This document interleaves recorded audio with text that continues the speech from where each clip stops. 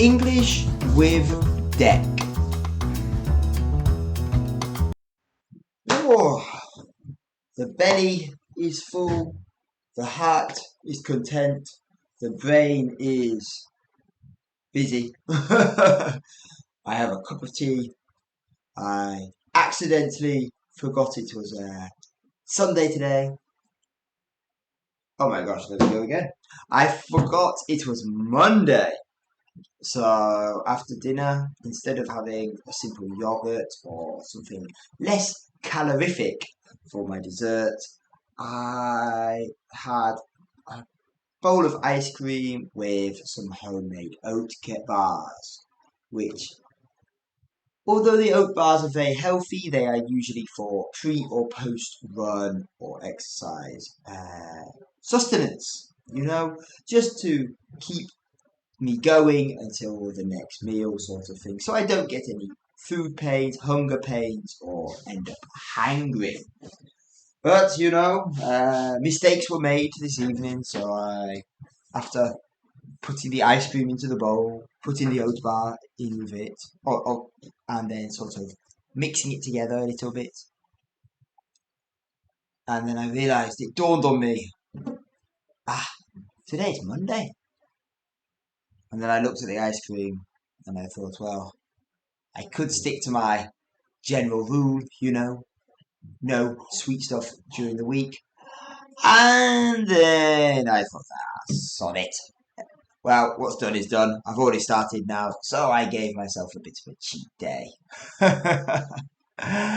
But anyway, here we are with another episode of English with Deck, and it is Deck here from Deck English. I hope you are all doing fantastic. If today is your cheat day, you treat yourself. If today is not your cheat day, hang in there, it will be soon enough. And just for those of you who are not quite sure of what a cheat day is, it is usually in reference to being on a diet of some sorts. And a cheat day is the day you are allowed to cheat on your diet. Within reason, of course, but yes, it's the one day of the week, of the fortnight, or of the month where you can eat some calorific food, maybe a cake, maybe I don't know, a bowl of cereal or two or three or four. It depends on your personal preference and, of course, on how you are dieting. But anyway, on to today's topic. Now, I am going to pre-warn you all. Today's topic might be a bit sensitive to some of you, or a bit crude, maybe is a better word. Don't worry, it's nothing vulgar. I'm not going to be talking about anything vulgar, but it isn't sort of dinner party material conversation. So if you are sort of eating or drinking or just half feeling a bit squirmish, I do warn you in advance. I know it is not bugs again, don't worry, or phobias, don't worry. No, today what I want to talk about is public toilets. The silence. Public toilets. Okay. Now, why do I want to talk about public toilets? Well, the reason is clear. As I'm sure most of you know, I live in Japan. And Japan has, well, world famous toilets. And, the toilets can do pretty much anything to a degree within a reasonable expectation. And generally speaking, the public toilets themselves are very well maintained and in perfect working order.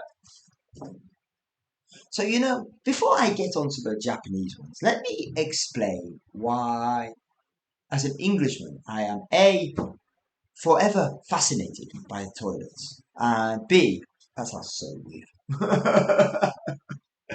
and B, why Japanese public toilets are of constant of our constant hot topic for many British tourists. Oh my gosh, this is a weird episode. Okay, yeah, so let's get to the nitty-gritty details. Basically, in England and Ireland, Scotland, Wales, and the Republic of Ireland, and most of Europe as a whole, you go to a public toilet, 9 out of 10 times, it will not be in great condition. Now, whether that is just some simple graffiti or it could be all the way to actual out of service or general just yuckiness. Now, I'm not saying all public toilets in the UK are of uh, a, an awful manner, but the majority are. And, well, the first issue is finding a restroom. Now, actually, standalone public toilets are, well, becoming increasingly rare. And part of the reason is that they are, well, often vandalized, and in many cases, they're just left to be alone. And then people don't really clean them so often. If they do, they're constantly cleaning up, well, people's litter, people's, for use of a better word, waste, and it's not, well, clean, or it's not sanitary in a lot of the cases, so they are just being shut down, unfortunately. And obviously, there are various systems in place, like applications you can download. Oh my gosh, there's a huge moth in my office. Wow, that's a big guy. Oh, how did he get in here? That is huge. I mean, he's about 8 centimeters across. Ooh, okay, he's gonna freak me out in a bit. He's okay now, but when they get a bit close, when I'm not expecting it. Huh. Okay, I'm going to continue, but if you hear me scream suddenly, you know why. Anyway, long story short, the public toilets in the UK are generally pretty dank, pretty grimy, and often out of service. However, quite often, if you go to a hospitality venue, you could find a public toilet in a pub, a cafe, restaurant. And a lot of places will allow you to sort of use their facilities. Quite often, you'll have to pay or buy something in there. Which establishment? Whoa! It came close to me. Where did it go? Okay, I'm going to continue. I'm going to power through this. The attack of the moth. Okay. Yeah, so you might have to buy something from the establishment in question, which is fair enough, you're using their facilities. Of course, you can go to a supermarket, Tesco or Sainsbury's, for example, or department stores. Those locations tend to have more well maintained. I'm so sorry. More well maintained um, facilities, but obviously they are generally a bit smaller. And again, if you're just using it without going in all the time, they may start to ask you to pay for something. But anyway, you can obviously go to a transit hub, a train station, etc. But here is the catch. A lot of public toilets are actually paid in England, or in the UK, should I say. Now, it can go from anywhere between 20p to 50p, so 20 pence to 50 pence. But many require of these days require contactless card payments over cash as a sort of way to deter theft. So that is kind of off-putting. And then if you've got it being quite sort of unsanitary as well, it is not the exactly most ideal situation to be in. And now jump over to the Japanese ones. Well, firstly, I'm sure you're aware, Japanese facilities in general are usually pretty well maintained, and there is no exception there to the rule when it comes to public toilets. You know, they're very widely available. They 9 out of 10 times pretty damn clean, and they're usually completely free to use. Whether it's in a train station, a park, a department store, a convenience store, or various attractions, the general consensus is they are free and public. So, you can go in, and I do use them a lot. I go in regularly to these public toilets and, use them freely, with little worry to the state of the room itself, the restroom itself. With little worry towards whether it's going to be in working order or not. And more often than not, you don't have to carry any. Uh, you don't have to worry about it being stinky or just in general yucky. One thing I will say, and this has changed a bit, but it's always useful to carry a sort of handkerchief with you, though. However, that is changing, but quite often you will need just a little hand towel just to sort of dry your hands with. Now, this is the one catch to the whole system. Of course, it's been Asia. The squat style toilets are very common. Not so much in the big urban areas, but you will still find them in traditional eateries and bars, etc. Or in the countryside, absolutely. So do just be aware, if you go to a public toilet, there's a good chance it will be, well, depending on location, it will be Western or Asian style, squat style or seating style. um, and of course, the Japanese toilet itself has an amazing system. It's fully equipped, so the seat can be heated. It has a brilliant bidet, and for the ladies, it has the lady version.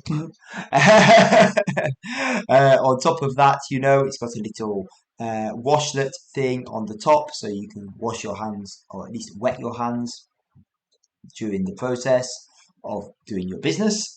And of course, a lot of them will, the new ones anyway, will have open and closed lids, which are self-automated.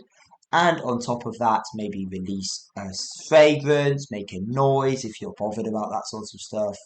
And like I said, they are generally pretty damn clean. Now, just a quick story before we finish. This is a true story, 100% true, no joking around. When I first came to Japan, me and the wife, we stepped off the plane, and well, the first thing you do after getting your luggage, assuming your luggage was pretty quick and you didn't need to go during that waiting period, is go to the toilet, right? So we'd gotten our luggage. We were on our way to get the airport bus over to her hometown, and suddenly we were like, "Hey, we should go to the toilet, Don't really want to have to go on the bus if we can help it." Anyway, so she went in, and then I stayed with the bags. And then it was my turn, because I'm a gentleman and all that. So, ladies first. Anyway, she went in, came out, and then I went in. And lo and behold, there was a magnificent throne. Oh my gosh. It was the most magnificent throne a man had ever seen in his life. And that man's name was Deck. Oh my gosh. Like, this thing, I stepped into the room. The toilet seat lifted before my eyes. The lights, the interior lit up. And it even sprayed a little water, just to get the ambience going. Then, all of a sudden, music started coming out of some hidden speakers behind the toilet system. Oh, I was amazed. I was shook. I couldn't move. My jaw dropped to the floor. Anyway, after maybe what felt like an eternity, but must have been over in a moment, I just realised I was busting for a piss. So, after realising that I needed a pee, I went for a pee, and then came the amazing realization that there was a control panel on the wall. What is this wizardry? A control panel for the toilet. And, it's full of words and stuff at that time, which I had no idea what they were. I mean, they have symbols and there was some English, I guess. I can't really remember. But anyway, and I think I just kind of pressed each button, to see what it did. Anyway, long story short, after all of my funness and the amazing adventure of discovering the Japanese toilet, only did I realize I had left my wife waiting outside the toilets. So I thought, oh, I've only been a minute or two. No dramas, no stress. So I slowly exited, said bye-bye to my new dear friend, and promised to be reunited at our next opportunity. I stepped outside the bathroom, and my wife was shocked. What were you doing? She said. Oh, I went to the toilet. Why? You were in there for 10 minutes. You said you only needed a pee. I did have a pee. But the toilet was absolutely fascinating, I said. And I realised I had been in there for, actually, it was closer to 15, I think. Look, when I remember it now. But anyway, around 10 to 15 minutes, just, fascinated by this toilet. And I'll tell you what, pretty much every other person who I've talked to about this from the UK has had the same reaction as me. So I am not alone, and I am... Okay, guys, well, I better go. I have a lesson happening in 1 minute. So without further ado, remember, English doesn't have to be difficult. See you in the next one. Bye-bye.